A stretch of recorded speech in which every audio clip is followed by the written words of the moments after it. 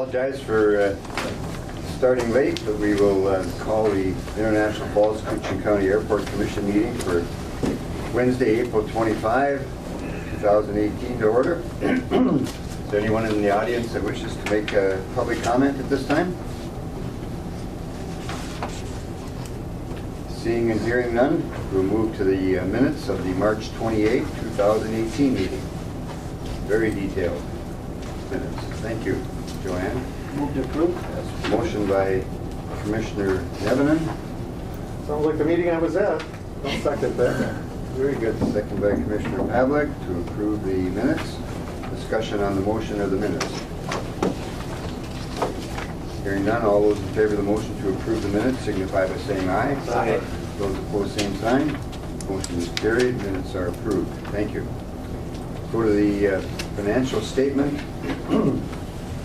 We have unpaid bills that total up to $114,500.50. The largest of those is, let's see, Anderson's for their quarterly payment and Short Elliott and Hendrickson for $38,738. So those are the two large bills. Otherwise, it's just the normal monthly bills for advertising and operations. And then to bring to your attention those bills that have already been paid under previous motions, and you can see there that's $23,572.14, and the largest of those is the Continental Western Group, and that's the liability insurance for buildings and equipment. That's a quarterly payment for that. With that, the Commission's pleasure with the financial statement. We can't afford to pay both Andersons and SEH. Which one's it going to be? SEH. I'll wait another 3 months, 4 months. I'll move to pay. Motion by Commissioner Pavlik to approve the payments and the financial statement. I'll second that. Second by Commissioner Nevenin. Discussion on the motion or the financial statements.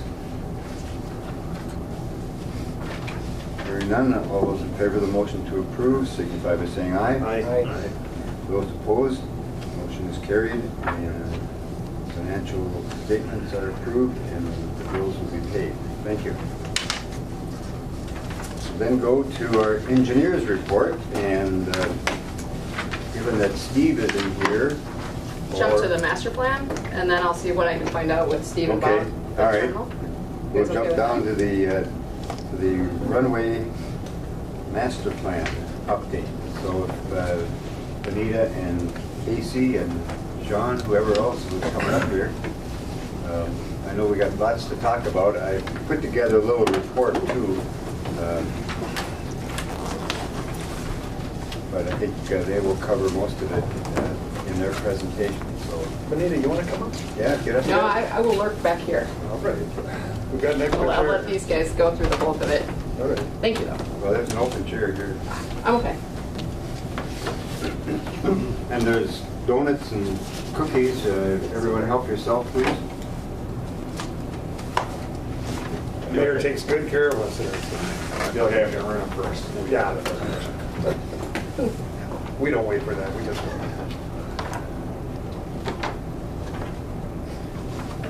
All right.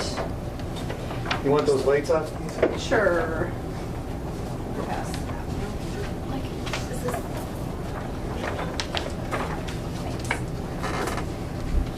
Darren's got up there. I didn't want to sneak behind you there.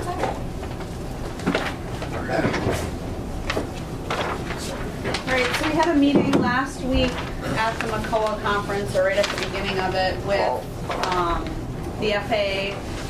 Bob Anderson and Thor were there to join in this meeting. It was a really good meeting. We met with us from SEH, you guys at the airport, and then there was a whole slew of people from the FAA. Lindsay Butler, Andy Peak, Tracy Schmidt, Gina Mitchell, and then Sue Walker Schultz. Sue Maurice Shaw, Schultz. who is the regional director for airports. And she was up for the conference, so Andy brought her along to kind of get her up to speed on what's going on in International Falls. So it was a great opportunity to kind of share what we've been doing with this triggering event master plan and what is coming up with your runway project and kind of the unique situation that you guys are in with having just that single runway that can serve air carrier aircraft as well as the larger jet aircraft. So that was a good opportunity. MnDOT joined on the phone as well. And we talked through, really the focus of the meeting was discussing the concept of using Taxiway Alpha as a temporary runway during construction. And then we also talked about some new funding opportunities that are coming out of the things that are going on the federal side related to funding. So we'll get into that kind of the second half of our presentation. But the first part that we'll get into, if you remember at the last meeting, I think we briefly introduced the concept of exploring the reconstructing Alpha. Since you guys are in a position where both the runway and Taxiway Alpha network need to be reconstructed, that kind of provides an opportunity to explore what could we do to Alpha when we reconstruct it so that it could potentially be usable as a temporary runway during construction. So that's kind of what we've been digging into over the last few weeks.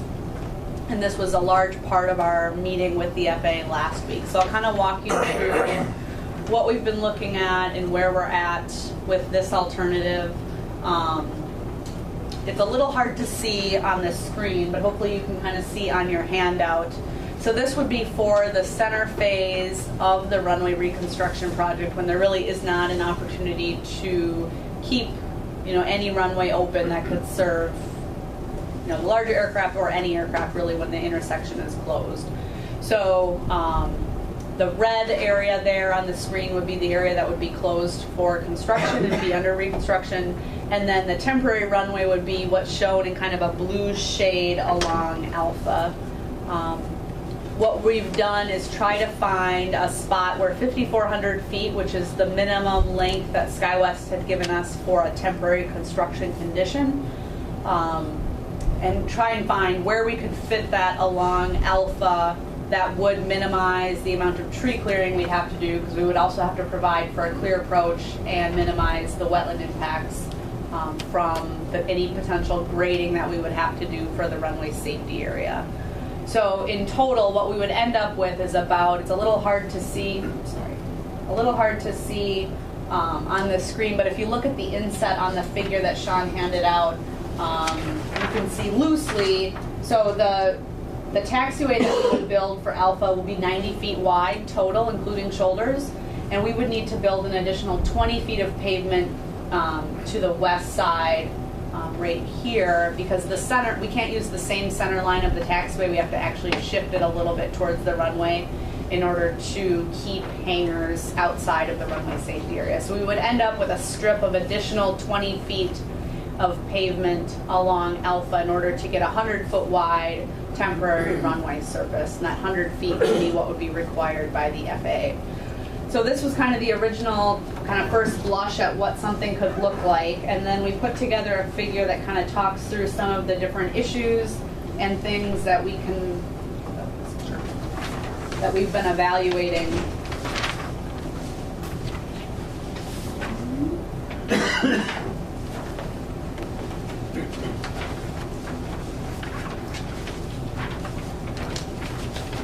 You did tell them we don't have wetlands up there. None at all. I'm not going to admit anything.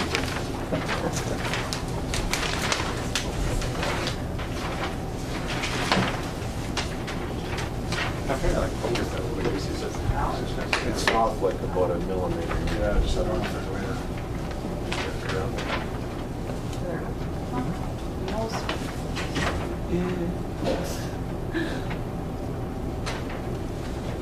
All right, well, hopefully you can read your handout a little bit better.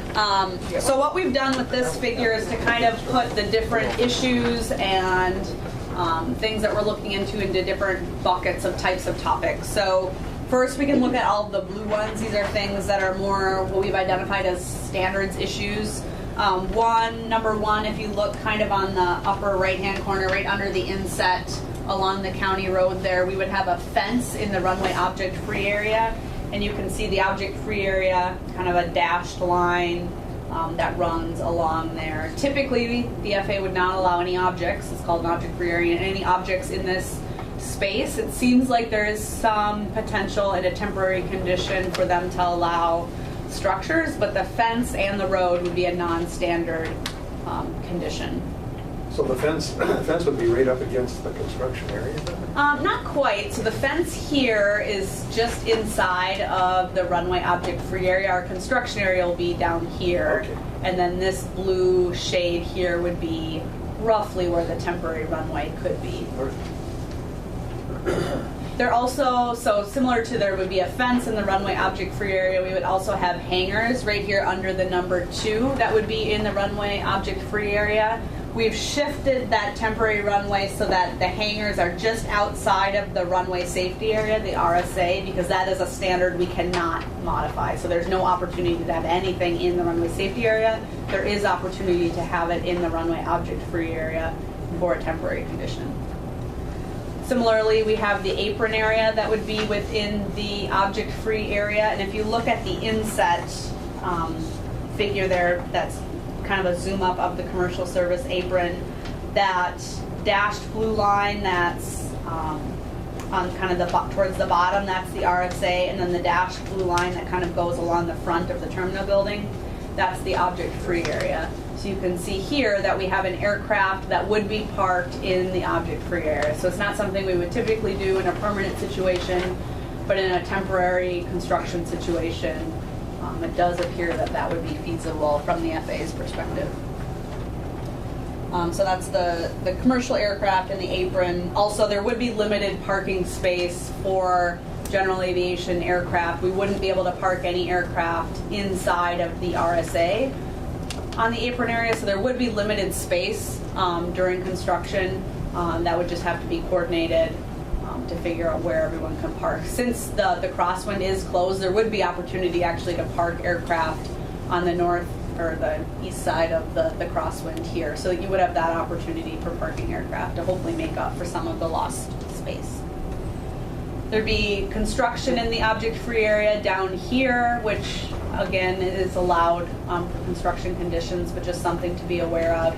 We would keep construction outside of the runway safety area.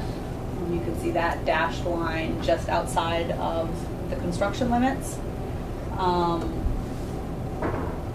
And then the other standards issue is that we've got continuous pavement here where the runway kind of is aligned with the apron. So you have a wide expanse of apron pavement that is kind of aligned with runway pavement. There's things we could do to mitigate this risk with paint. We could do like painted temporary green painted islands or something to increase pilot situational awareness. You know, the worry is that you have an aircraft and a pilot maneuvering on the apron and they would enter the runway environment without realizing that they're entering a runway, because it's not typically where you would expect, you wouldn't expect a runway to be in that location, but there's things that we could do to mitigate that risk. So these are all issues that we talked through with the FAA. None of them they're open to pursuing, you know, mitigative strategies for all of them. None of them are a deal killer. Related to standards, we've coordinated with MnDOT Aeronautics as well on licensing, and they indicate that based on the information we've kind of compiled to date, that they would issue a temporary, or it'd be a waiver or temporary license for this temporary runway. They don't see any issues from a state licensing perspective, which is good news. So, you know, from a standards perspective, it does not appear there's any deal killers. What we'll do if this continues to have potential, eventually we'd move into a safety risk management kind of panel discussion, and through that process we would identify, you know, what's the severity of different risk factors, what's the likelihood of them, and what could be done to mitigate those risks. So we could identify, you know, things like painting islands or other directional guidance on the runway or on the island, or sorry, the apron area, temporary signage, you know, the fence or the other things in the OFA. Would we want to do temporary lighting? Those are all things that we would discuss through that kind of risk management panel discussion with the FAA.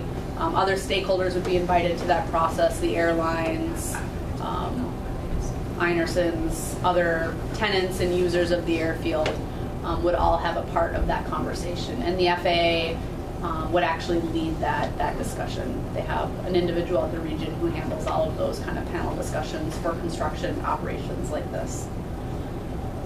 But this would keep us from having to shut the airport down for 60 to 90 days for construction, Yep. which is significant.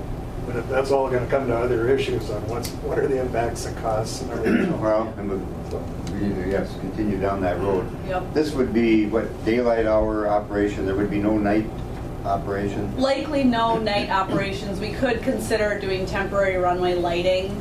They'd likely be medium intensity, and I'll get into kind of the feedback we got from SkyWest as well, but it sounds like within that condition, they would opt to not fly into nighttime conditions, but you know, if the schedule kind of remains the same during the summer months, that shouldn't be an issue. They would prefer, or they would choose to only operate in daylight conditions. But there might be potential for GA operations in night conditions. We'd have to vet that out a little bit further. On the environmental side, we would have to potentially fill or temporarily fill certain wetlands in the RSA. So the RSA has a very prescriptive flat grade standard. So anything, I think we've highlighted most of the wetlands within the RSA area here, and it's about 4 acres. Not a deal killer, but definitely something to be aware of. There's It's another $100,000 at least.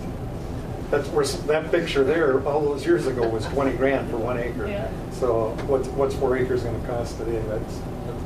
That'll be an issue. There would be tree clearing as well, because we would need to clear, you know, the approach surface. As we shift the runway, those approach surfaces shift as well. So there would be some tree clearing. You know, we would need additional survey, but for a rough estimate, we're at about 17 acres right now. On the infrastructure side, one other item is that the National Weather Service balloon launching facility, it's number 9. It's actually in blue. It should be in orange, but it's right up here.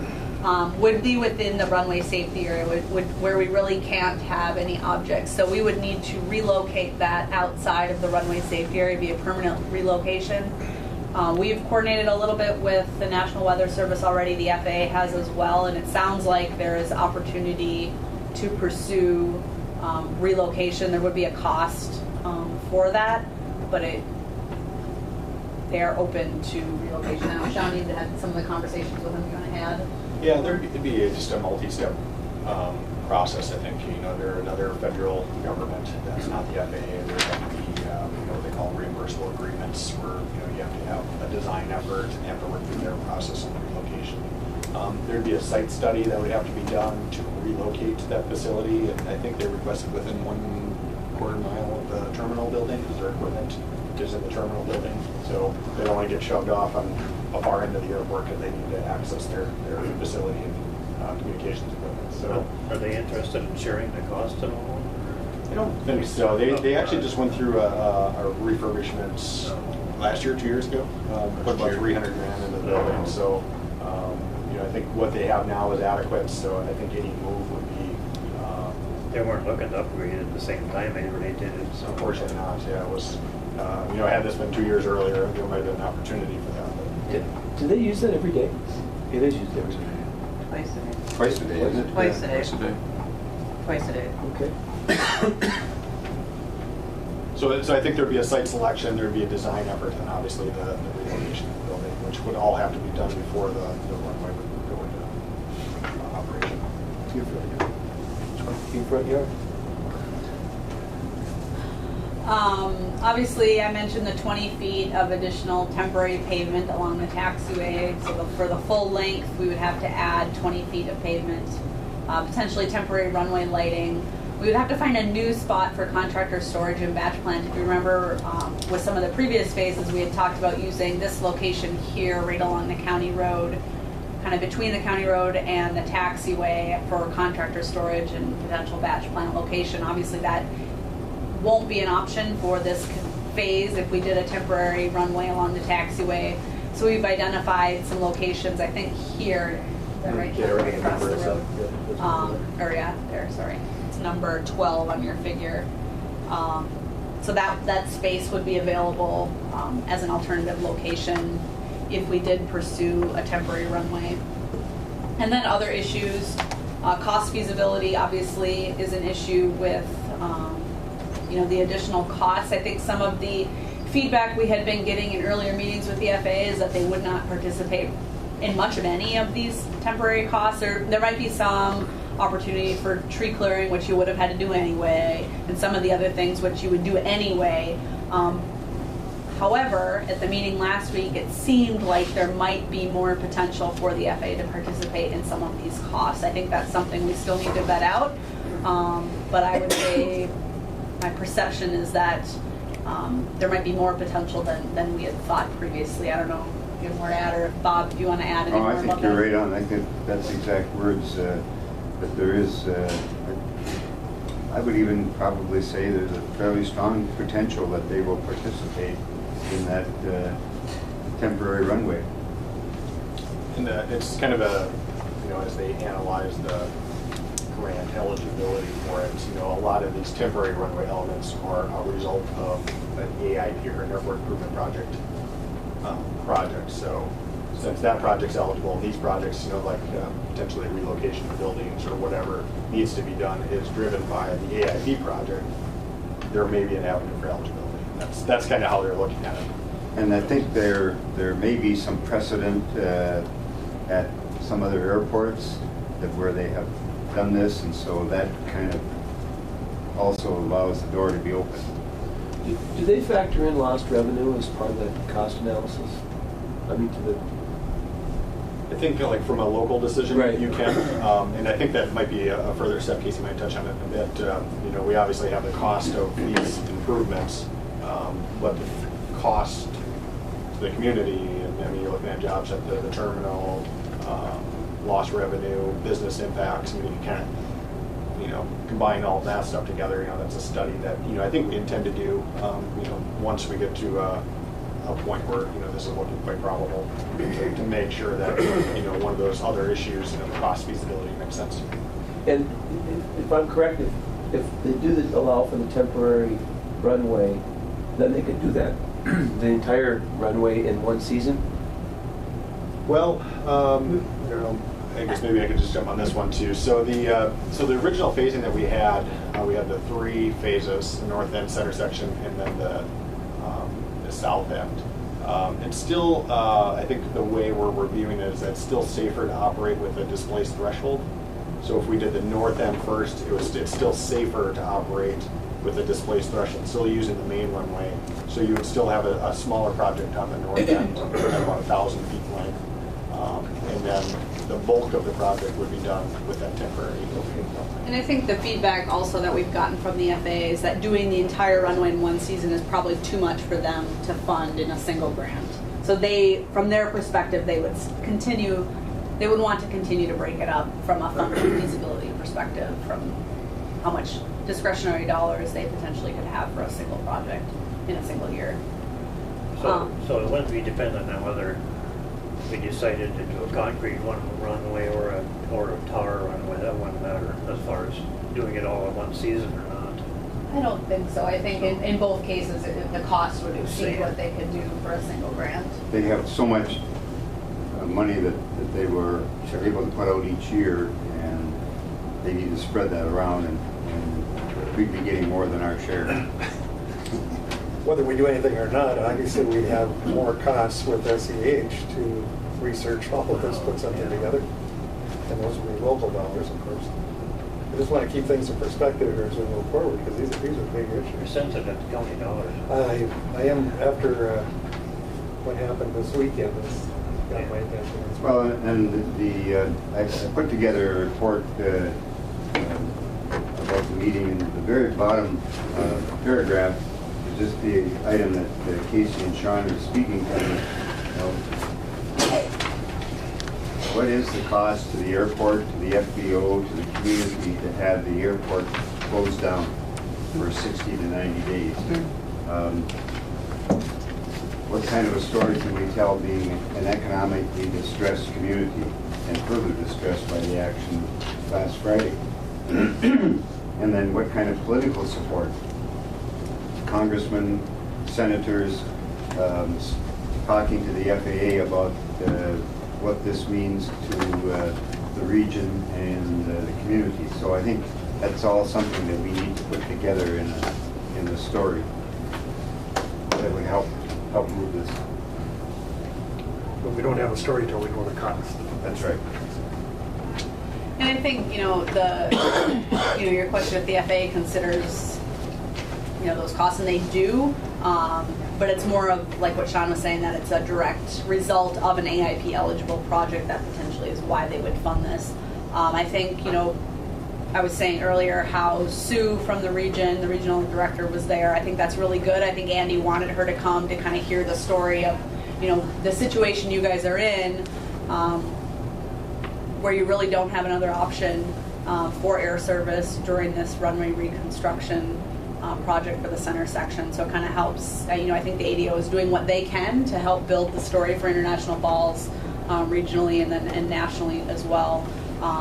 Because if they do have the opportunity to fund this temporary condition, they need to make sure they have the story straight on their end as well with their leadership. So that's, they're kind of starting to do that. So I think it was a really great opportunity that we were able to share, the situation, the story that we know so far with the region. So I think that was a good opportunity with the meeting.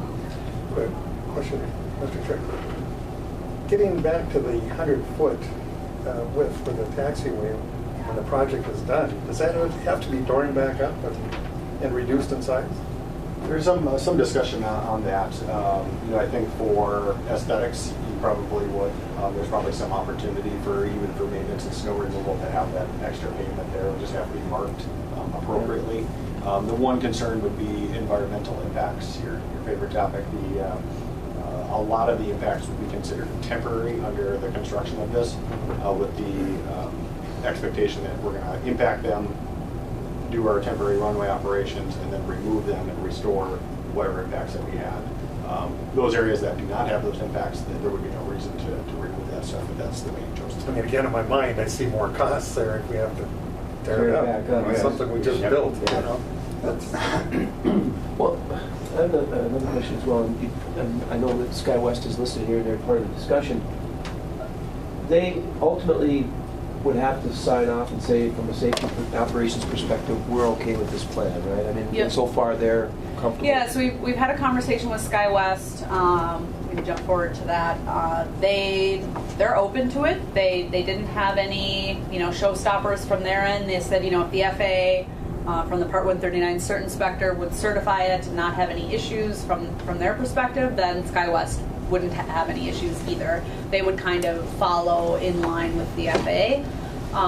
They did have some good feedback. They had given the 5,400 feet for the length to use for the existing runway for that temporary displaced threshold situation. You do have the porous friction course on your runway now, which kind of does the same thing as grooving to add some additional friction and help the water get off. We wouldn't have that on the taxiway, so they said they would either like the taxiway to be grooved if it was going to be used as a runway, or add some additional length. Kind of both options would serve their need, but that was some good feedback from them. They provided the feedback on they likely wouldn't do night operations in this condition. And none of our schedules require that, because we got 18 hours of daylight in the summer, and that's when they're in and out of here.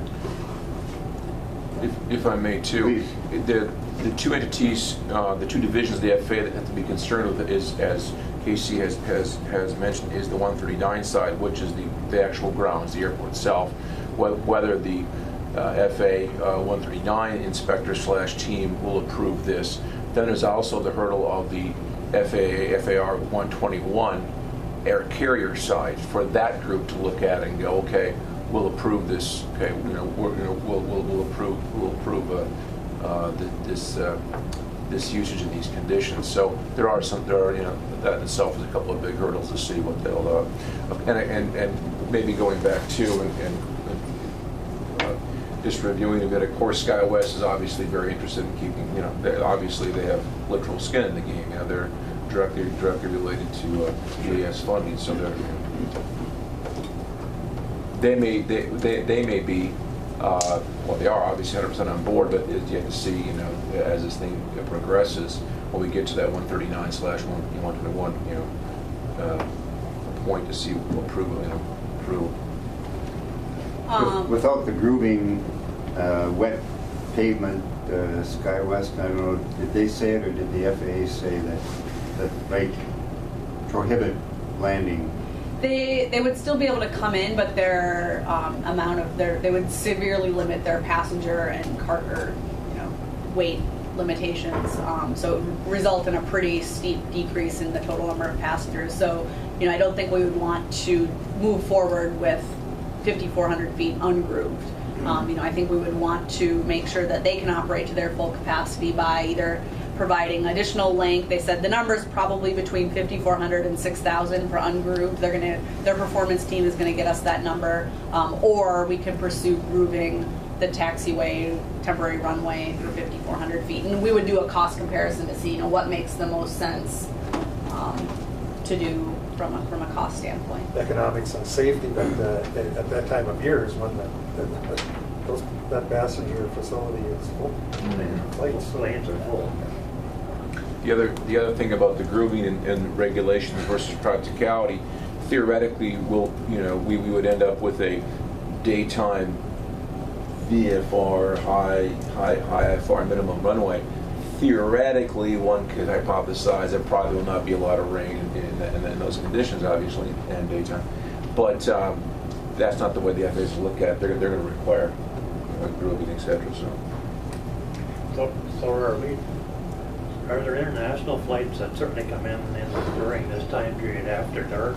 So are we concerned? Very common. Yeah. Are we concerned about lighting on the temporary runway for them? Yes, and again, it's all, you know, as Wade's alluding to, it's it's all based on a cost on a cost analysis. Just because of the timetables, great question. Thank you for asking. Many of the international flights are late night, early morning.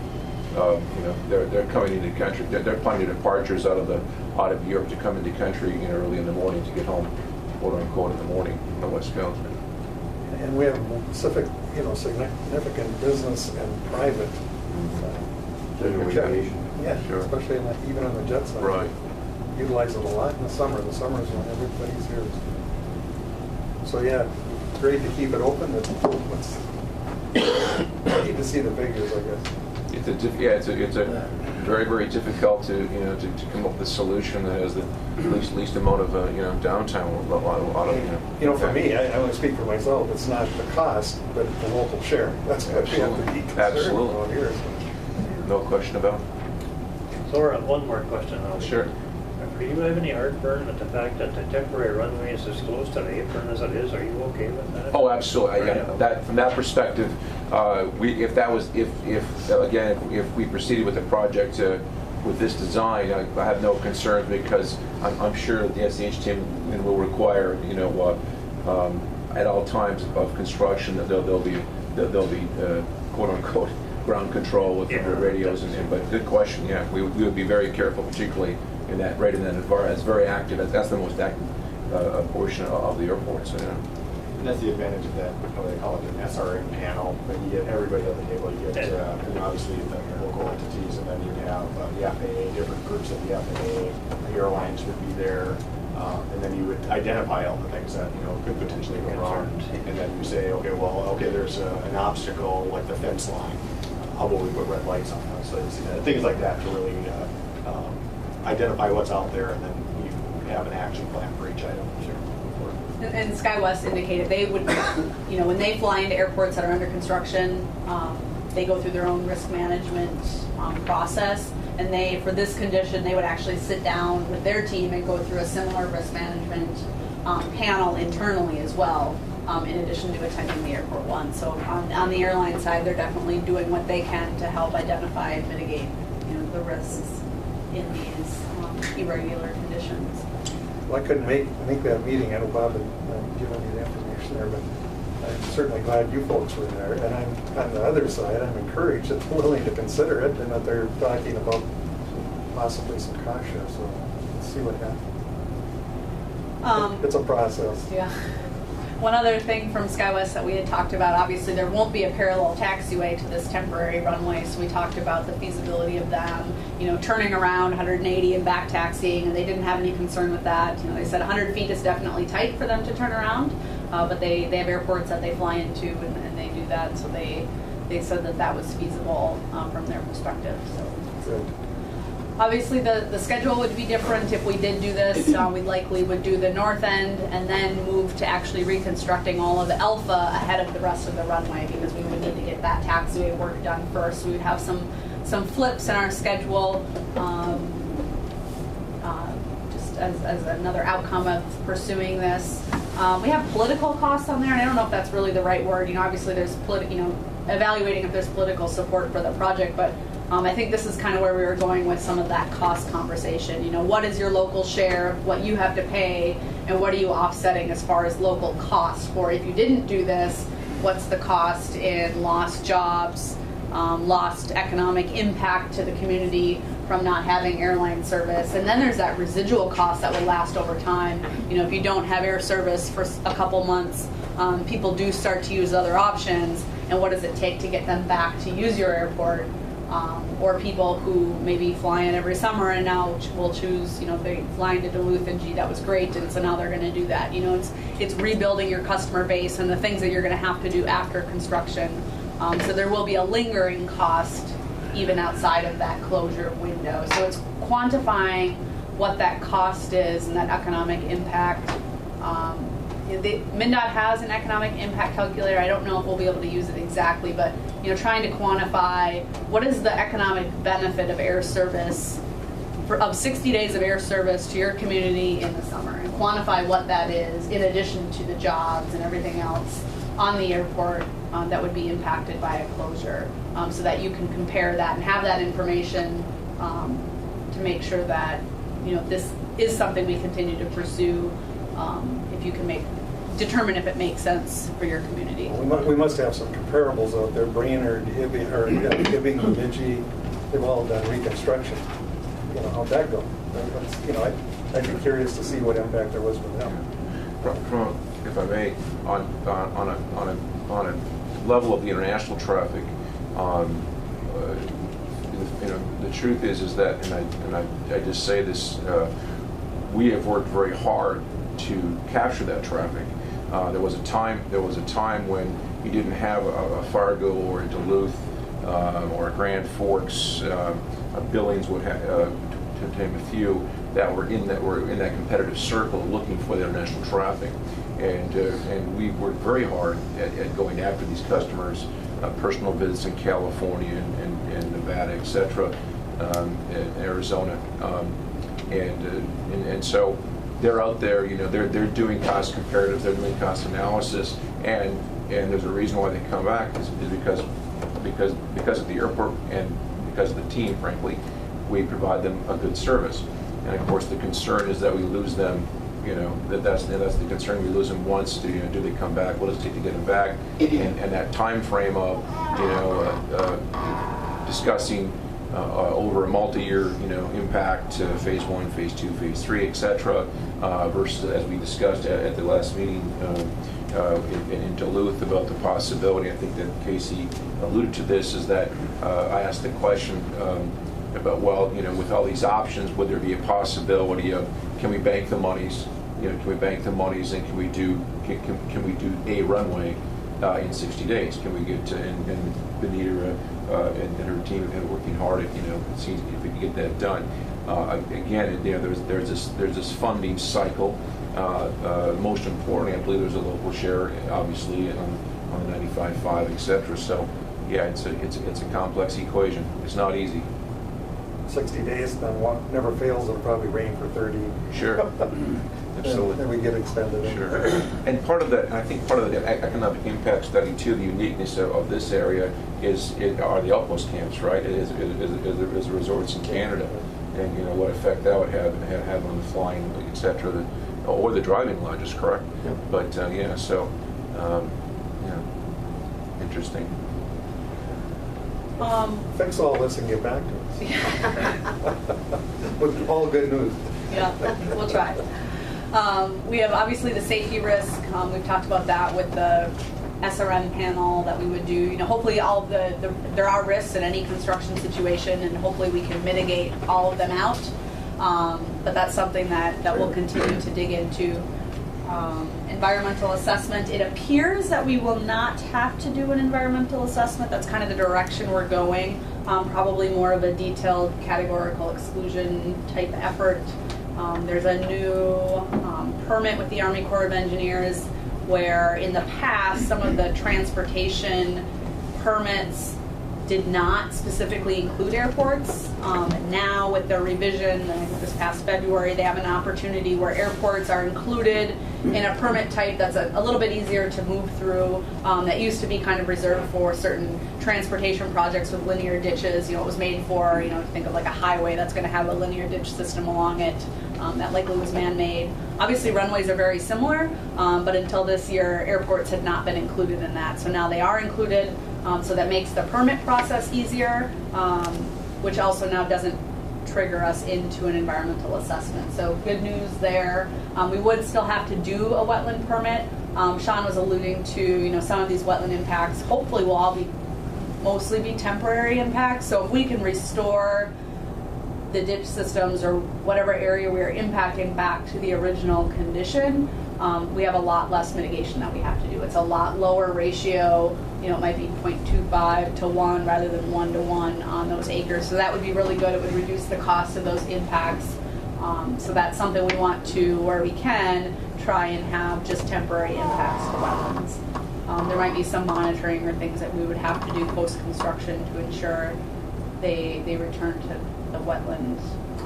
You haven't mentioned it, but my assumption is if we move the batch plant to where you're suggesting, yeah, I know if the county engineer was here, he's going to be wondering what's the impact of those roads. 332 we just did, and that's a high capacity road. But when you turn off onto the county road there and go to the airport, what are the damages and costs there? Those are some of those hidden costs that pop up when we do something like this. We have been able to meet with Joe. Oh, okay. It's been about 6 weeks now, and the plan has changed substantially, and we're hoping to catch him today just to kind of talk through some of those haul roads and Yeah, because I know he's not aware of this. Yeah. You know, we talked about the initial phasing, but that wasn't until 2019. I think is the date. The schedule's up in the air right now, but that has, you know, this size of a project in multiple years has a great impact on what he's doing throughout the county and different projects in the city. So We'd have to find a lot of money out of Commissioner Norby's district to cover those costs. No problem. And then the last thing is instrument approach coordination. You would not have your ILS precision approaches to either runway end, but it does appear that there is some potential for a GPS approach to the temporary runway, not with great minimums. SkyWest would also likely impose minimums that are higher than the published minimums for their own internal operations. But I mean, it's better than having just a visual approach condition to that. So I don't know if you have more to add on the approach. yeah, it'd be basically so you have circling approaches, or you can do the instrument approach to one runway end, and then go to a different runway end. It'd probably be very similar to that. So instead of going to that runway end, you just sidestep to the temporary runway. So it would, you know, So you could do your approach, and then when you have the visual. that is, yeah, very good visually. So it would definitely be an advantage to have it, because I think it would give, you know, people that are violating, especially from across the ocean, some certainty on, you know, so whether there's no instrument approach, then it's kind of up in the air on whether we get there. So that kind of walks through the issues at a very, very high level. You know, obviously all of these issues have their nuances and layers of complexity, but we did do kind of a flow chart of kind of walking through, you know, there's a lot of things that we still need to look at. You know, there's the local share, there's the environmental impacts, there's the standards and what the FAA will approve. A lot of things that we still need answers to, but kind of trying to put together a visual on kind of what's our thought process in deciding if this is worth continuing to pursue. So this flow chart that Benita is handing out kind of walks through some of the issues, again, at a very, very high level. So we've got on the upper left hand, you know, FAA and MnDOT. I think we've got a yes from MnDOT. FAA on the cert inspector side, we're still waiting to hear back from them on with any certainty. But it appears that we might be headed towards a yes on that. The next one, SkyWest. That's showing. So what we're doing is, like, every time we get a yes, you know, confirm something, the line kind of turns to a solid. You know, it does appear that SkyWest now has agreed that this is something they would agree to operate under. MnDOT has indicated they would issue a temporary license. The National Weather Service has approved, you know, that they could relocate that balloon launch facility. So these ones here on the left column were kind of our first level of things to look at that are, you know, things that we could quickly get, hopefully a yes or a no on, with the goal of, if there's a no, let's find it quickly so we don't chase down a path that really doesn't have a lot of potential or won't turn out well. And then the next column is more of some things that might take a little bit longer to hash through. One, working through the environmental impacts, and if there's enough, you know, really purpose and need to impact the wetlands, you know, showing to the Corps that yes, from, you know, there is the purpose and the need to impact these wetlands to, you know, help there be air service to the community, and that's, you know, ties in some of that benefit cost analysis stuff with the economic impact that we were talking about. The cost feasibility from a funding standpoint, you know, figuring out what the FAA will pay for, what will be the local share, is that a feasible amount for you to pay, and does it kind of check with some of the, you know, with the economic impact of getting air, you know, maintaining air service for that couple months. So that was kind of the next one there on the political cost, kind of that cost benefit analysis for pursuing this. Obviously there will be additional costs to do this compared to not doing this, but how does that compare to the benefit of maintaining air service at an open airport for that time period? And then the last one, just do we have an acceptable level of safety and an acceptable level of risk? Working through those things on that SRM panel. So kind of these are all things that we continue to need to vet through to determine if this is something that, you know, is feasible to pursue, and then, you know, give you guys the information that you need to determine if it's something that you would wish to pursue for this center section phase. I don't know, Bob or Thor, if you have anything more that you want to add from our meeting with the FAA regarding the temporary runway, or your thoughts? Yeah, I think one of my notes was there was a brief discussion about quote-unquote Trump money. And I'll let Bob explain the possibilities of hopefully getting some of the $1 billion. I know that in the big picture, though, it sounds like a lot, but of course every airport there latched onto the idea. What I think we heard there was that the Trump administration really see airports as being very beneficial to the country and the economy and so forth. And so they have told the FAA that they are going to give them an additional $1 billion. The focus is to be, as I understood it, primarily for small and medium-sized airports, not the big hubs. That's where they want this money to go. They want projects that are going to be ready to go in the next year or two. They want that money spent certainly by 2020, but I think they would let it projects go into 2021 or 2022. But Lindsey Butler was out in Washington and spent 2 weeks out there, came in for the Minnesota Conference of Airports, has went back out there this week and is spending another 2 weeks out there to understand all of this. Some of that money, as Thor said, could be coming to doing such a project. If everybody in the FAA says this makes good sense to do this kind of thing, that would be very helpful in funding this.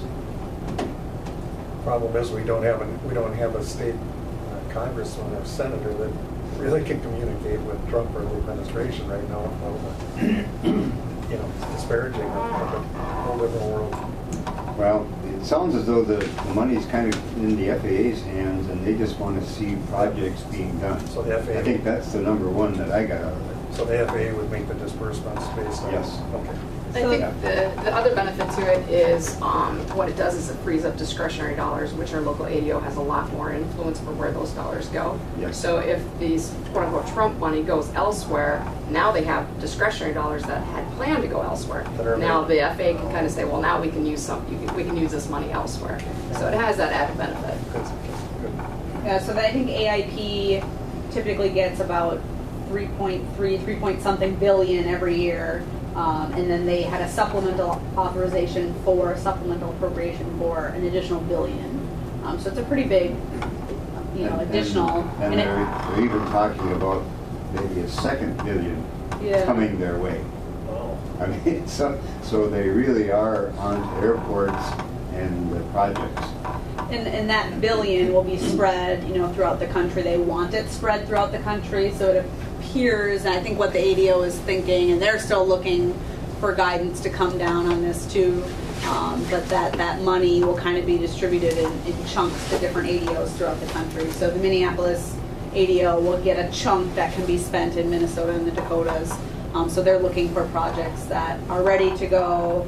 I think the ADO's thought for International Falls, since you are identified as an economically distressed community already within the FAA funding system, that's a good story as to why that would make sense to spend that money potentially on a project here.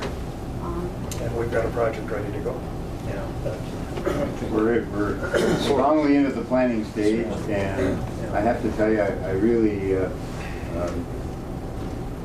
think the FAA is very, very confident in the SCH team and what they have put forth. I really thought Sue Marley Shock from Great Lakes office in Des Plaines was almost a cheerleader for the project and the work that has been done. So thank you to Casey, Sean, and Benita for this triggering event master plan and the detail and level that they were able to present at that meeting. We spent 2.5 hours plus that morning going through this. And they very, very confident. And if I may ask, she clearly has seen hundreds of these, and that didn't go missed on me. So thank you again, Tim. I could literally see that, Tim. If I may run back a minute about the monies and then the Trump monies, it wasn't that many years ago when we had the great champion Congressman Jim Oberstar, obviously, and very fortunate we had a great relationship with him. And it wasn't that many years ago that the Aviation Trust Fund was all of $400 million. And everybody, and of course what happened at that point, to the little memory blast, was the powers that be, is that through the good works of Oberstar and the FAA, we had some money in the bank, double quotation marks, and of course the other folks wanted to leech that off, and thankfully he always fought and always won. I don't think he ever lost that battle of even allow to go into the general. They wanted to throw it into the general, and it seemed like at that point it seemed like such an insurmountable amount of money, and today it's phenomenal. It's just interesting. Bob and I had many years of experience on road projects. Yes. It's the same thing. I mean, Your trip to Washington, yeah. In those years, Congressman Oberstar paid such dividends, we will never, this area will never be able to say thank you enough. Bob sent, Chuck Lepper was here at the time, and Bob sent he and I out to Washington. We didn't even know what they took. We came back with $5 million to start doing Highway 53, flying up right away. I mean, he just had everything ready. And took us out to supper. Yes. He was wonderful. Well, anyway, I just, I'm thinking of SEH. We've got SEH doing the wastewater project up here at Island View. And all the money we're spending here, I think Sean should be able to get a bigger plane when we're all done. Well, anyway, there's a lot of information there, and it sounds like there's some possibilities. I mean, I think we're, Sure. I'm not going to speak for the county board, but we're definitely going to need some funding outside. Well, and I had some sidebar discussions with Lindsay Butler and Andy, and they said, just give us another 30 to 60 days here, and we will be able to give you a much clearer picture as to how all of this might work. So move forward with the planning, move forward with the, and they said, until we get a big no, let's just keep right on going. So I think we've got to take and turn over every rock and make sure that we've got the details taken care of here. In the meantime, let them work on the funding. I was going to say, and getting back to the feasibility of presidential insertion here with money into the airports, that would be part of the next congressional budget, which would be in October, as I recall. Yes. Yeah. So maybe we'll know something, hopefully before then. We usually hear what's going on. I think the other thing that, and I think you make a very valid point, we don't have a Republican contact here to help us, but if there's any committee in the Congress that is more bipartisan, it's the transportation. And I think Oberstar helped to plant that seed when he was chair.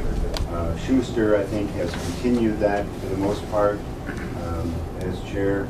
And so, both had like Schuster would like to see the air traffic controllers be privatized.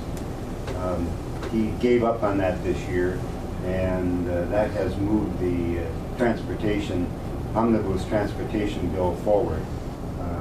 He was hanging on to that. The Democrats were not going to be with him, but he has moved off of that item in his plan. So, just a quick story about Congressman Oberstar. I think Paul might have been with me on this trip. Paul's dad in Oberstar played football. Yes, that was a nice connection. We were looking at cold weather training here at the college. Yep. And to do that, it's Homeland Security issue. So we're out there to see Congressman Oberstar. Tell him what we're doing. He says, wait, just let me get a hold of, I'm going to call the new director of Homeland Security, which was Asa Hutchinson, who was a congressman with Jim Oberstar, big time Republican. And he says, so you guys just wait here, and when I get a hold of him, he comes in, we'll get together in my office. So he made the phone call. It wasn't 10 minutes later. Here comes Asa Hutchinson with 2 guards, the whole bit. He sits down, and we got to talking. I finally couldn't help but ask. I said, "How is it, Mr. Hutchinson, that you, as a big-time Republican, come running when Jim Oberstar called? It's a big Democrat." He said, "Let me tell you a little story, Wade." He said, "When I started as a congressman, and you're very low on the totem pole when you're a freshman, and they put me on the transportation committee, and this gentleman who was the chair of the committee, Jim Oberstar, came over, sat down with me, and he said, listen, here we treat everybody equal. If you have projects that are vital to your area, I want them, introduced." And he said, that's how we treat everyone here. Everyone's treated equal.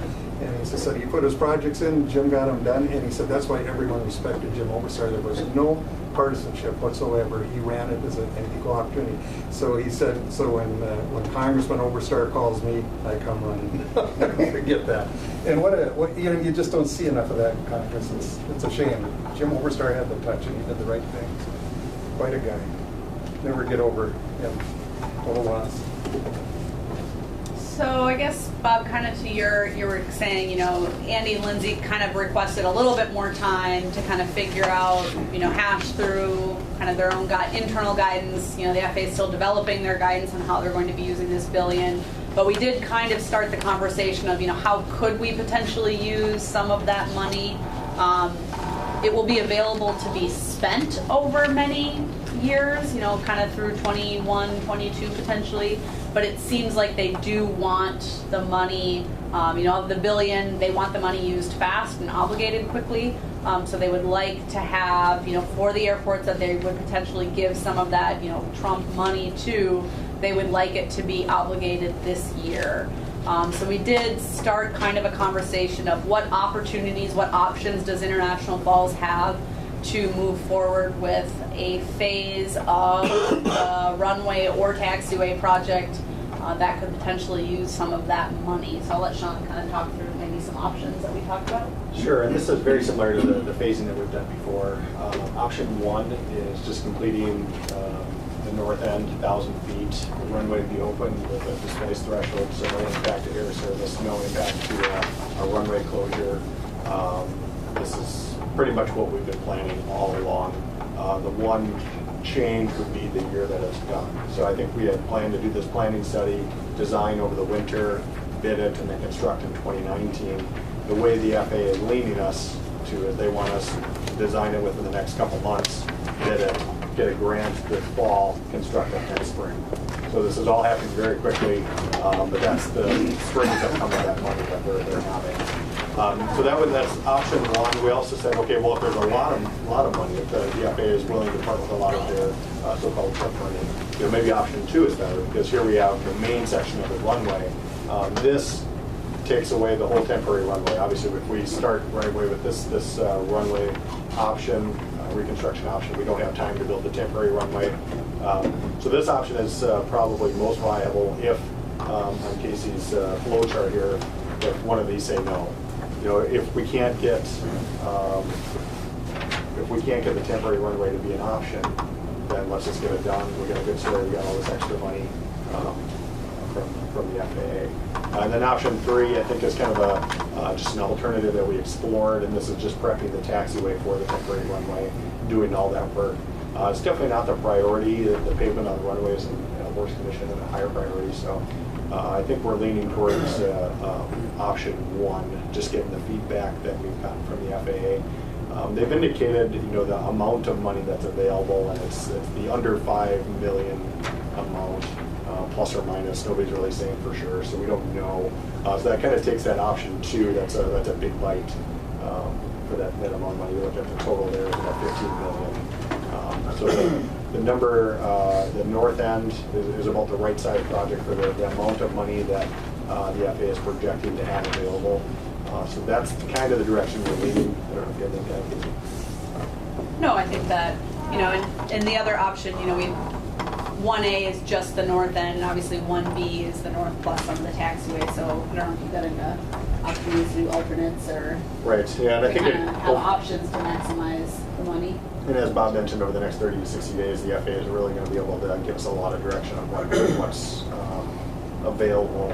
And I think what we're trying to do is not limit any opportunity by decisions made today. We want to keep our options open and have a design package that we can bid that matches the amount of money that suit the community. And that goes both ways too. So it's the money available from the FAA, but there's also a local component. So I think we need to know what the local appetite is for the project too, because if the FAA has $20 million, and then it doesn't do any good if you can't have the local match, which would be closer to $500,000. So that's a pretty substantial chunk of money.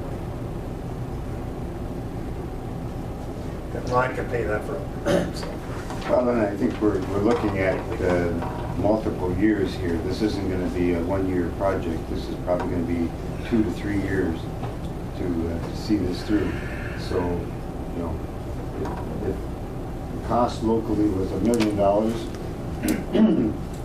spread over a couple of years, that's a challenge, but it's certainly not an end game. This might be the appropriate time to discuss bonding too. I know we have. That's another option that we might be able to work timely. Right. So the bonding has been a great support for the terminal building. We've gotten 2 bonding bills passed for both phases of the terminal, which has been very supportive. There's always that lead time, so we're moving quickly on some of this stuff. That's why option 2, be at a subsequent year, might allow the community to have a bonding package.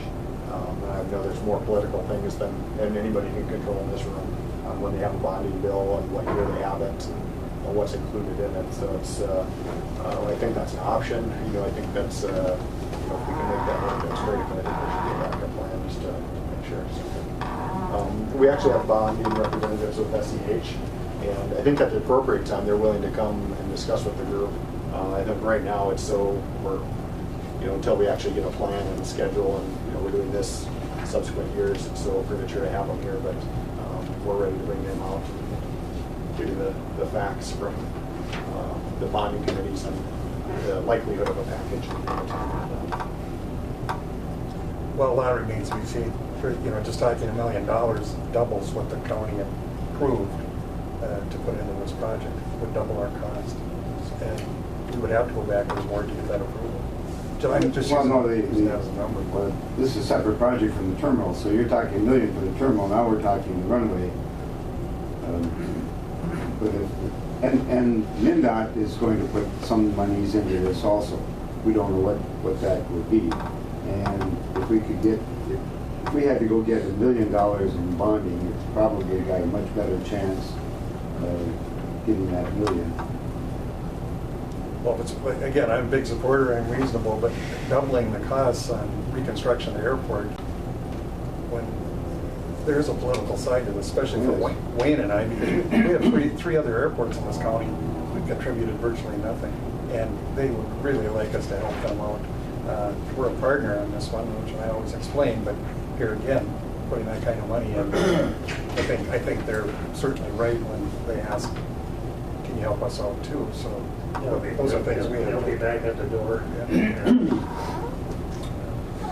But having said that, let's get the information. It's certainly worth pursuing. I appreciate all the work that's been done, and it looks like we may have some options. That's what it comes down to at the end of the day. How much can we do? This is very helpful, laying out options. On option 2, we've talked about this maybe last meeting or whatever, but runway closure for 60 days, is that dependent on whether it's concrete or asphalt?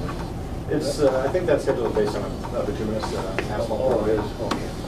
I think there would be more steps and a little bit, factoring into your time, but probably closer to a 90-day project.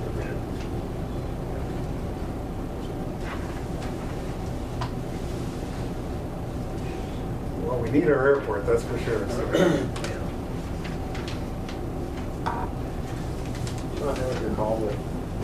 Yeah, so there's kind of to go through an opportunity right now that's available for you. I had a conversation with Lindsay Butler Monday and then again last night. You sound like a salesman. If I got a deal for you. If I got a deal for you guys. So the original plan, just to recap, what we were going to do this year before anything with the runway is we were going to take a break and have just an entitlement-only grant year. So we were going to work on getting some snow removal equipment. We were going to enter into a final design contract for some phase of this work, no construction, just the final design contract, a little bit of pavement maintenance, $1 million, use your entitlement dollars, and that was it. You have strong support right now from the Airports District Office, Lindsay and Andy Peak, to move forward with what Sean highlights as option 1 up there, which is just that north 1,000 feet of the runway to do this year. So what that would mean for you is that you would do final design plans and specifications and bid it, get it all under grant for the roughly $3 to $4 million that Sean has up there with construction in 2019. The benefit of doing this is that you would capture some of that Trump dollars or the discretionary dollars that are able to come out of that. Based on what I talked to Lindsay about last night, this is a very good chance for you guys if you wanted to nip off a little bit of this right now. In talking to her, historically when you have a discretionary grant, your entitlement dollars have to go into the discretionary grant, and then things that are not eligible for discretionary grants, like snow removal equipment, have to wait. What she would like to see us do is to continue with the snow removal equipment, move forward with that, treat this phase one as a pop-up project, and then that would be pursued a little bit late in the year. There's encouragement on her part, if this is something that you guys would like to do, to get everything lined up so that you're ready come August to apply for that grant. So this really comes back to, you will more than likely have the federal dollars available to you should you want to use them. But this comes back to, say we have $4 to $5 million this year between snow removal equipment and a runway project. Is there appetite from a local perspective to move forward with that understanding that you would have somewhere between a 2.5% to 5% match? We're hoping MnDOT would participate in this. They have a cap of $200,000. We'd like to see if they would expend that $200,000 to offset the local share. We don't have any guarantee from MnDOT on that yet. So it really comes down to a local decision, a local budgeting piece for you. The federal dollars more than likely are there. It's the local decision, I think, that is left with you guys. Should you want to pursue a piece of that and get some of that quote-unquote Trump dollars earlier? 10%. 5% would be your 5% local match, Or less. or less, depending on MnDOT participation. It sounds to me like we'd be foolish not to pursue that. So. And we'd get a start. Yes. And then we're in a position that we've got a Project moving and And the other benefit of this is that it affords us more time to continue pursuing this temporary runway situation. Right. So Casey and her team continue to go down, as you saw in the graphics that she presented, to go through each one of those items and push forward until we find a reason not to. So we're allowed to move forward on a portion of the project, that small segment on the north, and then Casey and the planning efforts with her and Sean can continue to press forward and unturn every rock that we can to see if we can make this work. It's not, it's not all in one fell swoop. That I know that there's been, Thor and the disruptions to the airport that we'd like to see, but I think the challenges with doing one fell swoop is primarily that funding issue and trying to come up with that large amount of money. The other thing is, once you start a phase project like this, you have a better opportunity to continue to get that type of money to finish the project. Because you position yourself quite well, yeah. And we wouldn't be impeding. No, we wouldn't have any shutdown. No closure. No closure. Makes sense. And we would pause on the taxiway. We wouldn't do any work on the taxiway because there might still be opportunity to do that super taxiway wider width for a temporary runway in a future year. Wait, that's just my thoughts. I'm certainly for it. What do you guys? I think it's an opportunity. Especially if there's support out there, and we can do it the way you've described. I think it puts us in a better position, as she pointed out too. That's the intangibles. We're into a project, and I think it's always a better argument to get the funding. Is the 1,000 feet kind of as far as you can go with that? I mean, It is to still give SkyWest what they need to operate. Yeah, the 1,000 feet essentially allows us to have the 5,400 feet with the safety areas on each end. is that big enough to? Would you need a batch plan on site then for something like that? Or It would really depend on what other work's going on in the county or the city. If there's local work going on, sometimes you can tap into that if they have a batch plant up here for another project. It's probably on the borderline. I think you need to talk to Joe Sutherland and see what next summer brings for him. And we've got a big construction year coming up in 20, right, Mayor? And, on other projects too. So we always try to. It's kind of nice when you can find projects. We always get better. And that could be potentially when, option 2 occurs, or, if we would do the temporary runway / taxiway first. So there's a high probability that you would have a large airport project in 2020. Yes, MnDOT is planning a rebuild of the entire Highway 53 in the community, which is several miles of rebuilding the whole street in town. That's 2020. That's they're going to bid that next fall, the fall of 2019. That's going to be bid. There could be some real good synergy between the two projects. Well, and Joe's got projects in 2020 also. And if we do the airport, that generates interest.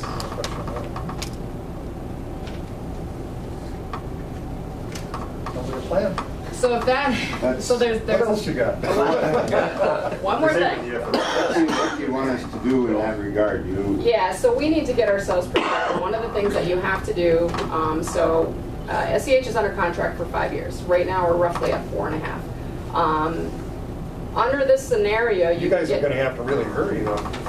We will have to really hurry. Under this scenario, you would actually have the design done under or within that 5-year period, but the construction would be outside of that 5-year period. In light of also the planning that's going on right now, it was recommended by Lindsay that you go through the consultant selection process early. So we would start that basically today with approval from you folks to move forward with advertising for the consultant selection process. And then we would work with Kyra and the FAA to help you craft that advertisement for bid, get that out there, and then review and make your selection at the May meeting. And that would afford you the time to get all this put together. Now you have someone under contract for 5 years, and that would encompass everything that we're doing on the runway/taxiway work. 5 years goes by fast, doesn't it? It does. Seems like yesterday. It does. So I think the action that we'd be looking for from you guys today is to authorize advertisement for consultant selection. Motion. Motion by Commissioner Pavlik to begin the consultant selection process. Second? Second by Commissioner Nemenin. Discussion on that motion?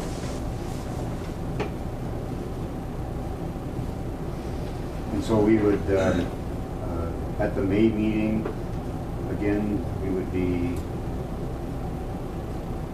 Making the selection, what Making the might help selection. in this process is we could pull Lindsay or Tracy. The FAA has a lot of guidance on the language that should be included. It's a lot different than the way we did it 5 years ago. There's new information out there. We also have to make sure that competing firms, other firms that want to be a part of this, understand the planning process. There has to be enough of that information out there so it's fair and equitable between anybody that's interested in doing the work out here. So I would suggest that with our help, together with pulling in the FAA into this process, we would craft what that advertisement for consultant selection looks like, and then, at your discretion, work with Bob. I don't know if Kyra's back yet, so maybe Bob, you'd be the right person to get it all taken care of. We would establish the dates, get it advertised, have the statement of qualifications due prior to your May meeting, and then you can go through them at your May meeting, if that schedule sounds reasonable. She did have a deal for us. I can see why Bob didn't come though. all right. No further questions or discussion. With that process in hand, all those in favor of the motion signify by saying aye. Aye. Those opposed, same sign. Motion is carried. Process moves forward. Good deal. Thank you. Next, you had another item now that you wanted. I think that was all. I wanted to share that recent hot off the press information from Lindsay, so you had that available, and then just to make sure that we got the consultant selection process moving along so that you're prepared. Sounds good. You have a lot of support from the local airports district office. Yes. They're very fond of the group up here, and I think that's indicative of the way that Thor and the Airport Commission has run your airport. So you have a lot of support from those folks. That's good. Thank you. Well, I think that's why it's really important to attend these meetings and be part of that orbit and, just establish those relationships with these folks and build on what the good work that's been done. I So, give the mayor credit Yes. because he's done that religiously. Absolutely. Thank you. Glad to do it. Okay, further on the master plan? I guess we will be reconfirming with the FAA, but I believe they will be coming to your May meeting. That's right. There To will do be- kind of a CIP type discussion, which will be really timely, with the potential for moving forward with more of this project this year. 23rd. Likely Yeah, that the we would have, 23rd. May 23rd, we would have Lindsay, Tracy, and Gina here. Yep. So that'll be great. It's great timing with kind of the new information with this additional funding, in addition to, just having that opportunity to talk through your many projects and the phases of the runway and the taxiway that are coming up. So they'll be here to talk about that. We're still trying to coordinate potentially a construction type meeting to talk through kind of not quite a safety risk panel, but something similar. The FAA is still coordinating attendees on their end, see if that will work. But we might be having a second kind of project meeting later that day as well. So there's more to come on that. They'll be here in May. Remind me, replowing some ground here, May 23rd, at what time are we meeting here? I can't, we kind of changed the meeting schedule here.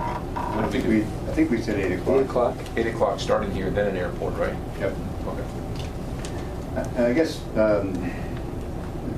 raises one question, Benita, and I don't think we got a chance to talk about that last week, and that's money that we loaned to Bemidji, who in turn loaned it to Rochester. Rochester. And are we looking And to we were have gonna that? get that, that's, Is that coming yeah. back this year, or is it coming back in next year? We may want to revisit that, because That's a if good it chunk of it money. would come back this year, We it may would not get want absorbed. It would be, Pardon? It would get absorbed. Yes, we may not want that. So we may want to have a conversation with Rochester to see if there's a better year for that repayment. Sean and I will take a look at that for you. That's a very good point. Good thing that you brought that up. Good reminder. That's $500,000. Yeah, it kind of got, right at the very end last year, it sort of got rotated around a little bit. Right.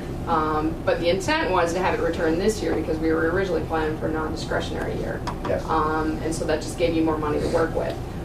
If you get that money back in a discretionary year, they just take it and give you less discretionary dollars. That's So all. there's a little strategy involved with that repayment, so we'll look into that for you. Okay, great. Thank you. Bob, That's a good reminder. Good try to That's a catch you really, last week that's about a it. really good reminder. I happen to have sat in one, I sat in the MnDOT presentation with the mayor, and this is embarrassing, my fault. He actually thanked us for that $500,000, and I forgot about it. There. I'm sorry, I really am. It's ridiculous. Well, we may need to borrow someday too. Oh, yeah. And I'm sure they're good for it. You know Rochester. Yeah. I will say, and we had a LASAC meeting, Local Airline Service Action Committee meeting at the conference also. And there's just really good working relationship between all of the commercial air service. Brian Ricks was there from MSP, and he just told the airports if there's anything we can do at Minneapolis, St. Paul to help our regional airports, we want to do it. I mean, that, you just don't see, we are so fortunate to have a hub in Minnesota and have a friend like Brian there who came up to our ribbon cutting when we had the terminal project. And Tina Smith, And Tina Smith. Senator Yeah. Smith. Yeah. So she's, by the way, In fact, she's been a big Brian supporter. was in her office 2 weeks ago, and she reminded him of him being up here for that, and thanked him for coming up there too. So just great camaraderie between the commercial air service airports in Minnesota. Well, I think that's all we have for an update on our end. We'll continue to move through things over the next month, and we'll have another update next month. Does anyone have any questions on the material? No, I think you're doing outstanding, and we will look forward to your continuing. Thank you. I do have Bob on standby. If you wanted to dial him in, he can give you the update on the 2 terminal projects. Okay? Did we get Quickly? with that, did we get a handle on Trudeau? Bob said he couldn't make it today. All right. So I think it was sort of a last minute text kind of thing. So it'll just be Coors. And it would be his mobile number. So that's gonna be the one by my fingertip, the 612 number. I think I've earned my donut. Oh, yes, you have. 2, Joyce is out. I heard they're good for a single king. You know, $1 billion doesn't buy what it used to. At the ambulance, you should have seen that we actually were the first group that was privy to that money because we had that meeting early in the morning. And then they shared that news in one of the main news. Of course, everybody, oh my God, $1 billion, and everybody kind of took pause and like, it's just, you know. That's the Bond Bridge. Good morning, how you doing? Yeah. That's one bridge. One bridge. Good. Yeah, beautiful day up here. Where are you? Iowa? Okay. All right, well, hang on, Bob. If for any reason I lose you, I'll call you right back, all right? Okay. Still have you? Yep. Oh, perfect. Morning, Bob. There you go, you guys. Morning, Bob. Good morning, Bob. You can give us a update on phase 1 and phase 2? Sure. Who's on the phone with you, Bob? Just you? Who's on your end? I'm sorry, I couldn't hear that. Bob, it's Thor. Who's is it just yourself? He wants to know if the FBI is listening. That's all I'm concerned. I don't think so. Okay, thank you. I guess we never know though, right? You never Well, know. that's for sure. It could be Russian. Yeah. So Steve is not going to join us today. Right, yeah, Steve is not going to join today, but I did get a few updates from him. All right. So on phase 1, they're still working on the punch list items, and the contractors are supposed to have all their punch list items completed this week. So they're going to be checking in with them today to see where everybody's at on those punch list items.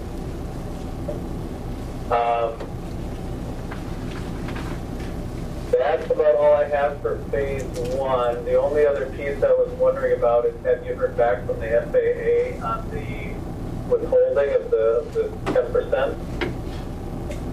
I have not received anything. We sent them the letter. I believe Tracy said that she had the letter. She did. And so that would allow payment down to 2% or 2.5%. 2.5%, yep. Okay, I haven't heard anything back from her either, so I did send her an email on it, but I haven't heard back, but that was just this morning. Bob, it's Thor here again, if I may jump in. Two issues. Share with the group that we had a conference call 2 weeks ago now, Bob Anderson, with the team regarding roof leaks in the new in phase 1. Obviously, concerns about getting that repaired correctly. Leaking in the first year, of course, is obviously a deep concern. If I may say that's why I was concerned about the design of the roof at the time, and expressed that quite strongly, that concerned about the monitor design and where we're trapping snow/water. That's one issue of course. Part 2, I don't want to take up too much time. I don't know if you've been on the loop that we're short about 20 chairs because of the new chairs in the new terminal building are poorly designed and are breaking. So for the safety issue, we had 4 or 5 that broke, and it was going to be, so we removed those. So we are short seating by about a number of about 20 at this time. We have those chairs in storage. I was hoping that Steve could be on the line with us today to discuss those 2 issues. I think chairs, roof, and carpeting are the issues that need attention. We have carpeting squares that are turning up on the corner. Don't know if it's because of glue or if it's because of the product itself. But those we need to have attended to here in this next few weeks. Okay. I'll pass that along to him. I know he's aware of those, but I will stress the urgency of those items in particular. Thank you. So just so I'm clear, we've had 20 chairs break? We've had 5 chairs break, but they were all kind of. Yeah, we've had. I see. Okay. Yeah. So you're for safety. They're clearly subpar in design. And those are all the chairs out in the non-secure area, correct? Thor? That is correct. Okay. Okay. And then on phase 2, we're still moving forward. The notice to proceed has been issued. We do have the bond funds in hand, so that's good news.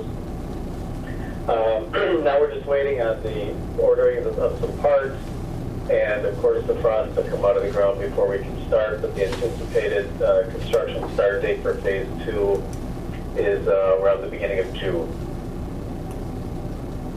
I don't know what we're looking at for road limits. coming off. I would guess it's going to be middle of May or A later. little bit later this year, I think. Plus some And weather. and so, I don't think Wagner's can start taking down the building. Thor and I made a tour 2 weeks ago and made a list of items that we need to remove from the building. The temporary structure, and I think assume that the airport owns that structure. The temporary structure, yes, you do. All right, and I think probably the material, the plywood and other equipment there may not be worth much, but the 2 garage doors that we had to put in would certainly be of value to someone. So I think we've got a list of those, but we just need to figure out when that's going to come down and how to remove them. So. Yeah, Bob, that could actually, if you guys wanted to start removing those items, some of that could be done now, provided there's a good feel of, for the rest of the building. Okay. So, I mean, when they come in to tear it down, I don't, they're going to tear it down, I don't know exactly how, but they're not going to be careful. So, some of those items that you want to be removed, and I just talked to Thor about this, I don't know, Thor was at about a few weeks ago. The roller beds in there, and any of the other items that you want out of there can really be removed at this time. Well, and I think we need to have the trailer for the Customs and Border Protection, for the TSA, and All of which is moving along in the plan. the Weather Bureau. We need to have those We're getting so that that staged. they can get those get their items out of there also. So this is a staging process, and I think we're at the end of April. We should have done by in the next 2 to 3 weeks. so can we get to remove the doors and the things that we want to keep? Well, I think it's probably get Thor's crew to And we can take some time hire some folks too, yeah. and store them over in the snow removal building, someplace over there. Put that together.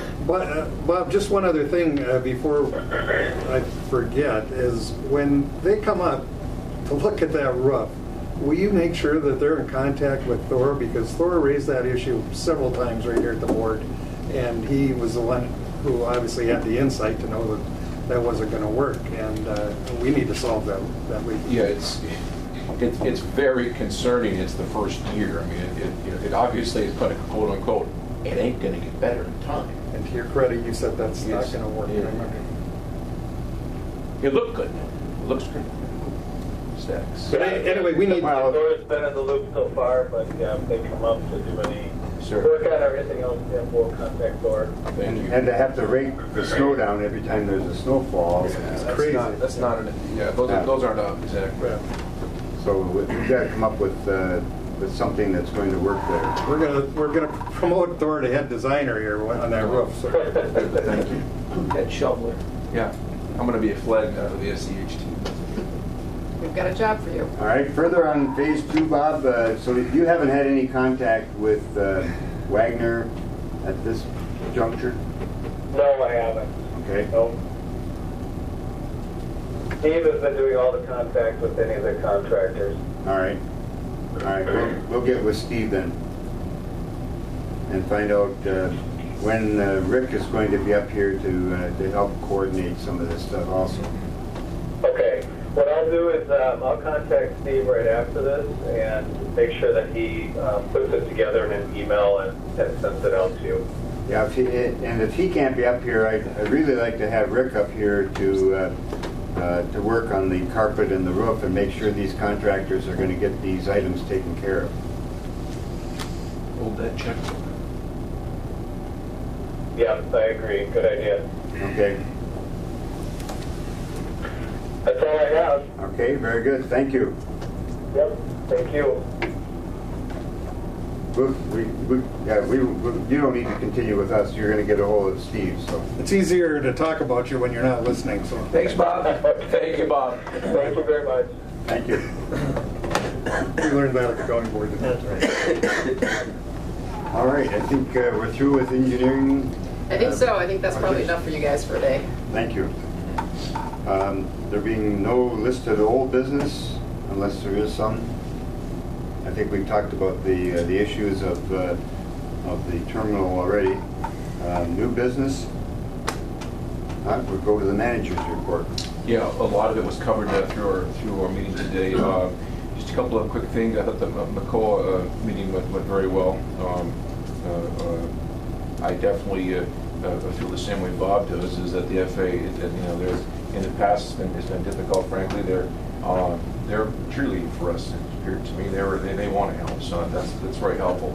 Realizing it's a money issue, I understand it very clearly, and it's a difficult task. But it's nice when they're on board, and so that's a great thing. Last Saturday evening, we attended the Minnesota Aviation Hall of Fame banquet on Saturday evening in Minneapolis. And the reason why we did that is a good friend of mine, Ron Fang of Wagon Construction, was inducted into the Hall of Fame, Minnesota Aviation Hall of Fame, which was really a nice ceremony. He did a very nice speech. There was five inductees this year. My dad was inducted in '98, and it was great to see Ron get the deserved affection. I was on on the nomination committee, and credit again to Paul. He helped me draft a letter that was a very good letter, and I got to sign it. It looked like I did it, but people know we didn't. It was Paul's beautiful craftsmanship in the letter that was very helpful to get it in there. So, for the audience, Ron Fagan is a contractor actually, but he has his heart and soul in aviation. He's got all kinds of World War II aircraft, and he's come up here and done air shows for us on for the veterans. Yeah, for the veterans. Well, I mean, he's a Vietnam vet, as you know. Yeah, what a contributor. So, so neat. Doesn't he have something in Granite Falls? Yes, he is. Museum or something there? Yeah, he has one of the largest private warbird museums in the world. It's phenomenal. All the fighters and bombers and what have you. I don't want to get too far off, but to answer your question, his father was World War II vet, one of the first off one of the landing craft in D-Day and in Normandy, and he not only does he have a full-size landing craft there, an original, he has 12 bronze statues, and the lead statue is actually his father, not just look like, it's actually his dad. But probably one of the most unique things about the museum, and I'm sorry to go on, but it's pretty interesting, is that he owns and possesses the only sand that came off the beaches of Normandy that France has either given, sold, or loaned to anyone. And the French government gave him about 20 yards of sand off the beach, which he has in his possession, which he used in that exhibit. It's touching. He also has an original. He has the only privately owned Holocaust cattle car in the world. He has one there on a rail. It's touching. It really is. So I was so happy to see him get in there. He and his wife have done great work. So really nice. Well deserved. Yeah, very well deserved. So not a nicer guy in the world. I'm sorry? Not a nicer guy in the world. Oh yeah, he is salt of the earth. He would never blue jean, dirty t-shirt guy. Yeah, you would never know what he does. Just a regular guy. He's a regular guy. And regarding what Bob has said about Brian Riggs, the director of Minneapolis, it's very nice to have him in that position. Fortunate that he's on our team. Also, he sat at our table that night, and he clearly is always offering to help us the best he can. So, and as Bob mentioned, he made the effort to come to our ribbon cutting. It was very kind. So, other than that, looking forward to spring and summer, and not moving any more snow. But yeah, thank you again to the whole group for all the hard work. It's a lot of hard work here. So you've been removing sand, cleaning up the runway. Yep, we're just waiting. Grooming that up. We're timing it perfectly because inevitably when we do, we get another snowstorm. So we're just trying to, and I'll talk to Teddy about the street sweeper to utilize. Yeah, we have a lot of sand up there. I don't know if someone from the county would want to take a tour of the old building to see if there's anything that would be of use. Maybe we could have Joe or, And I was thinking the same of Ted Boca, the city commissioner, to go out and take a look. great. There's some pieces like we put in what the temporary, what's the rollers for? The rollers for the baggage. You know, that's. Forgive me. It's brand new. You know, probably it makes sense for Dean Tweet, who's our, he does. Okay, yeah, Dean, yeah. He may have some thoughts or ideas too, so. Okay. But I think that makes sense. Send everyone out there. Did you folks get a hold of him and Yeah, have yeah. him go out and take a look and then All right. coordinate with Thor? All right, sounds Okay. good. We'll take care of it after the meeting. All right. I mean, there may not be anything out there, but who knows? One man's junk's another man's paradise. So. All right. Thank you, Thor. Thank you.